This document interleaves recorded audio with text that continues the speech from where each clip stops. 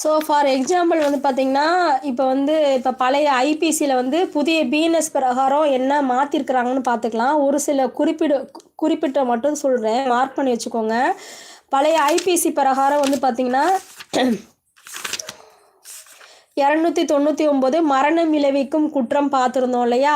அது வந்து புதிய பிஎன்எஸ்ல வந்து பாரதிய நியாய சங்கீதால வந்து எப்படி மாத்திருக்காங்கன்னா, அந்த எண் மட்டும் மாத்திருக்கிறாங்க. ஸோ வந்து என்னன்னா பிஎன்எஸ் 101ன்னு மாத்திருக்கிறாங்க.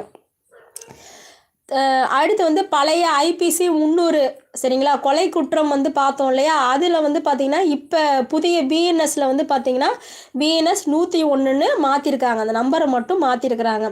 அடுத்து வந்து பார்த்தீங்கன்னா, பழைய ஐபிசி செக்ஷன் 302 சரிங்களா? அதை நம்ம பார்த்தோம் இல்லையா?